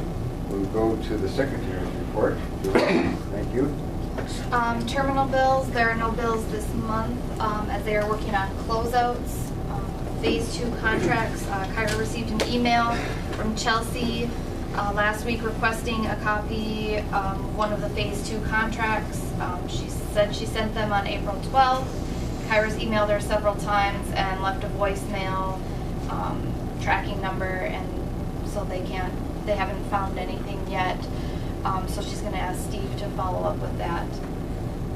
Employments, the list is in your packet. It was up again last month, and also Sun Country updated employment list. The new website is currently underway. The mock version looks very good. Once they get all the photos and contents added, Kyra's going to send a preview link for the commission to view before it goes live. TSA, GSA lease agreement in space. Kyra had a conference call with Mandy Kraus and is working on getting the new lease agreement drawn up.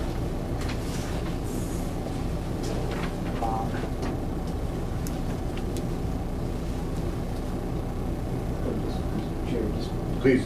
Kyra is working out of her home, and she does stop in the office, so she is carrying out her duties, and again, working with Joanne and the rest of the SEH team is doing a very good job of remotely getting work done, and Joanne's doing a great job too, helping us. The March Sun Country, that had to be a full flight, 165 on that one.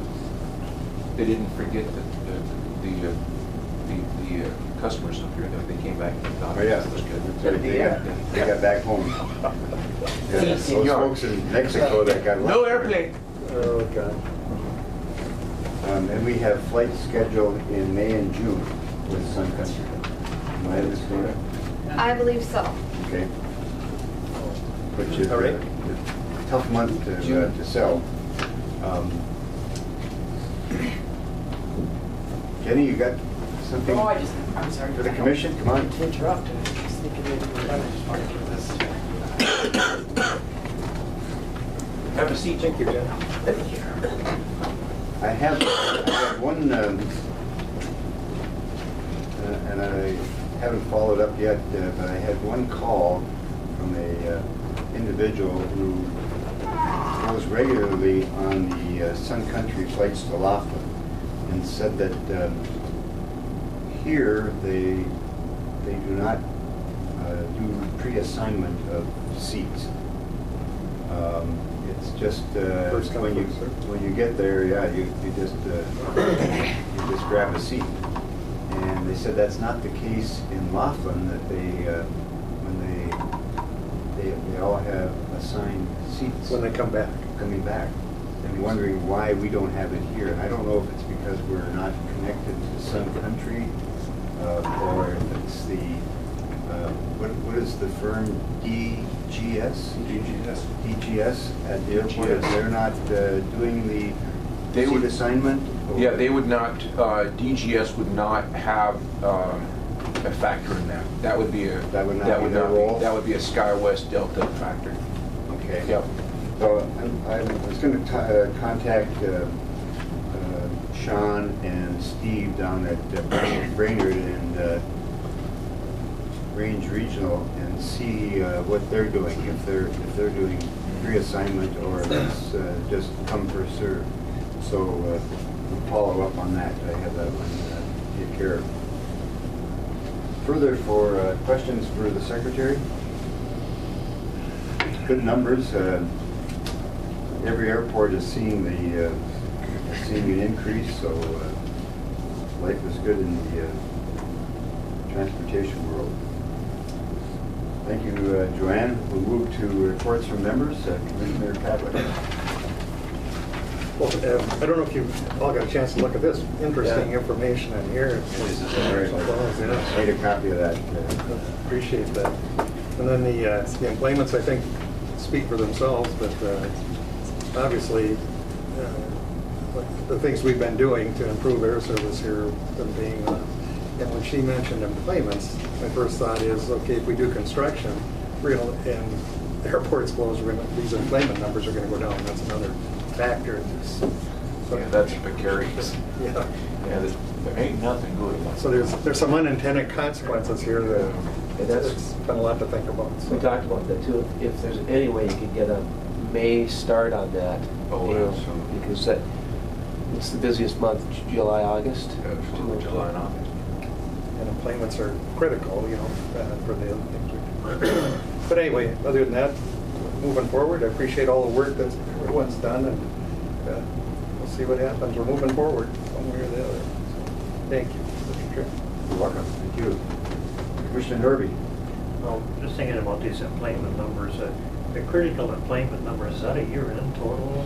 Yes. Okay. We've got to stay over 10,000 to continue to be eligible for our $1 million. There's an end. Right. Okay, I don't have anything else. Thank you. Trends in the right direction. Yeah. Commissioner Nevin. Just a couple of quick items. I just want to reiterate the good work the SEH team is doing and how critical timing is to all of this. And having a plan in place or having a team in place that understands all the sequencing that needs to happen is so vitally important to the operations and the cost. And so thank you for that. And thank you for remembering the 500,000.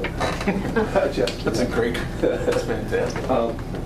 And just a personal note, we were able to fly out Good Friday, and my wife was making some pretty good comments about the new terminal in a very positive way, that what she saw it from a user standpoint. The one thing she did, because I pointed it out, because I said, well, that's where the big fish is going to go right there. And she goes, well, there is a lot of space here. You could put a lot of artwork in here. So I would like us to continue to work with various folks to try to come up with some selection of both visual, whether it's photographs or some sort of art to fill some of that void in there. But we had a real good experience with it. Good, thank you. And maybe for Benita and Sean and Casey, you could tell them about the situation that occurred on Friday at Buildrite, which makes our distress situation more distressful. The Buildrite is a plant, a wood fiber plant for 30 years in operations. They made an insulating board for home construction primarily, and some roofing material. They announced Friday that they are going to suspend operations here in International Falls. 43 jobs associated there. Many of those folks long-term employees. So it's another really big blow to the community, and like I said, those folks, you just don't. 43 jobs are hard to replace anywhere, especially here.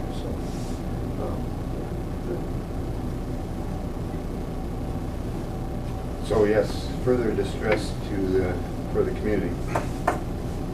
And so we will be sharing that, I'll share that with the folks at MnDOT and FAA, and you've already let Dean know that, the Department of Employment and Economic Development, a number of the employees have already went to the employment office and are working on filling out information there for eligibility for unemployment and potential jobs. So not a lot of those available. I have nothing further. I guess I should say, if you, I did put together the report of the meeting. Also, the LASAC meeting that we had at the McCoa meeting there, all of the airports were present. Duluth is going to be getting United service to Chicago. Minneapolis said that, Brian Ricks said that Sun Country is going to be adding additional flights, and that JetBlue, who I'm not familiar with, is starting on May 3rd out of Minneapolis. Last year, Minneapolis-St. Paul went over 38 million, and they are looking over the next 20 years to hit 50 million out of that airport. They will be opening the new hotel on the airport in July, and the new parking ramp there. Bemidji is going to get one additional flight on Saturday and on Monday in July and August because of the Concordia language camp folks that are coming there for the summer camping experience there. Nothing new on the Nashville flights at this time, continuing to try to work with Sun Country, but the Davis family sold Sun Country to a group of investors, and don't know what, they just have a little bit different operating philosophy. Strictly not from the state. Strictly money driven. Yes. Next year's McCoa conference will be in Wilmer. So thank you for the opportunity to attend the McCoa Can I conference. just add one other thing? Yes. We had that fatality, what was that on Southwest? Southwest.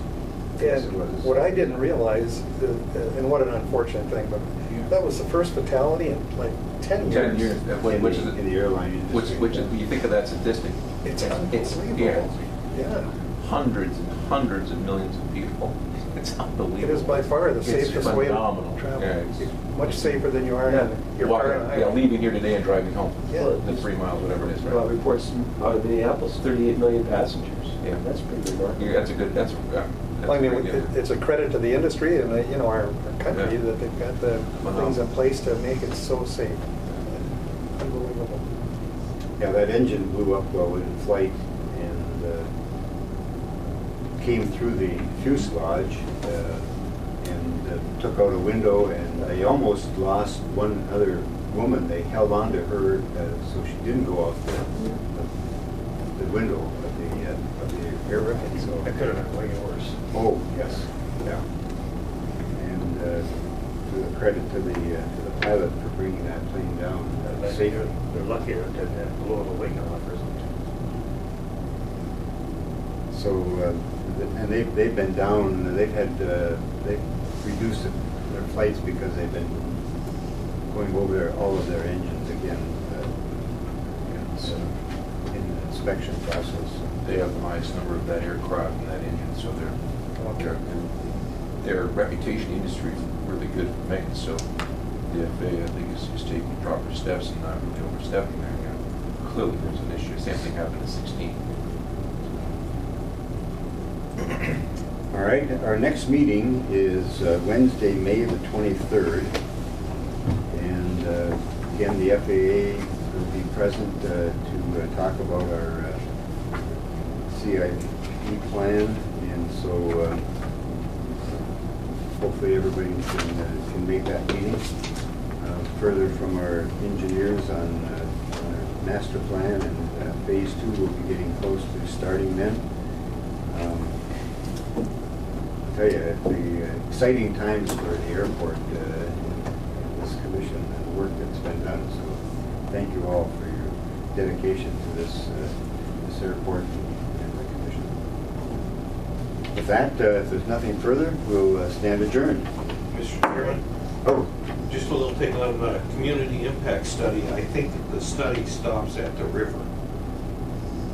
We can go into the other counties. We go into Lake Woods County if you're going to talk to the resorts and the Catoctin one. But those people there do not pay any. I have lots of friends over there. I have nothing against them. We do the tug of war on 4th of July or whatever and stuff. But as far as an impact study going over there for camps and outposts and stuff, I think it stops there. Those people do not pay any taxes or anything. They pay the $4 facility charge or something to use the airline.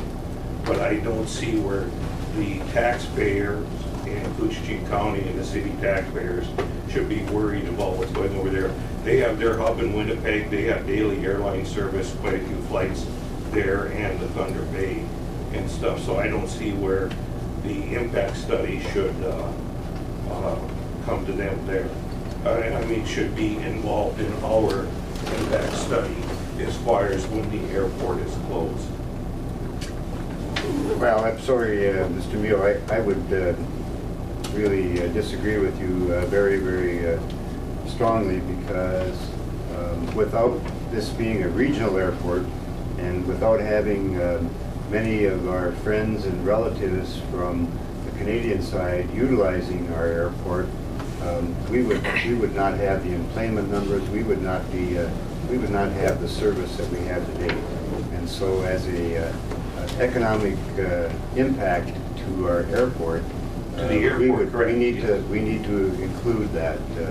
And we're a community here of 10,000 on this side and 10,000 on the Fort Frances Canadian side.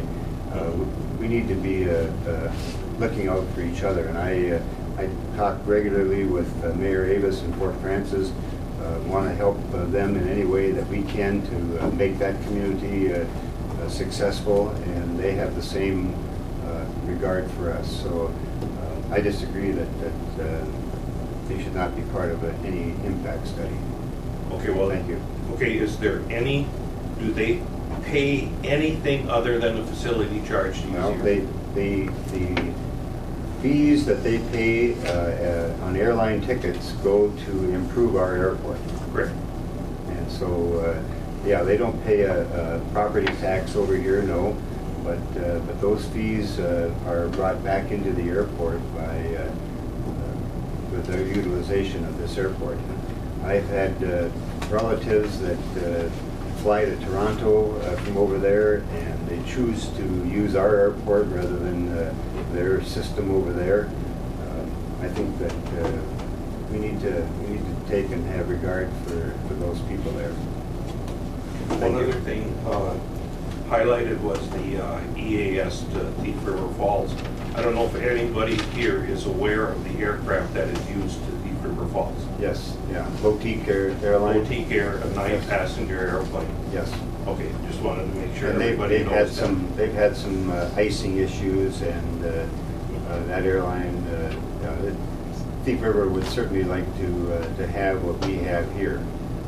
And they've got a couple of big industries, Arctic Cat and DigiKey, that are just going great guns. Would love to have even a piece of their action over there in what they have going economically. But they have FedEx and UPS flying in there, and That's right. utilizing that airport. So the airport is very key to the state of Minnesota because of what is happening there. So every airport has got a different story to tell. And we've had success here in the past few weeks with the situation in Detroit with regard to the need for headlights over there to keep the operation going for Chrysler Corporation. So, I mean, Thor and I told that story several times at Macoa, and MnDOT thought it was just very, very unique with the Canadian National and with the airport, and just more employment all around for this airport. Sounds like small town stuff. Yes. All right. Thank you all for your attendance here today and for your input, and keep up the good work.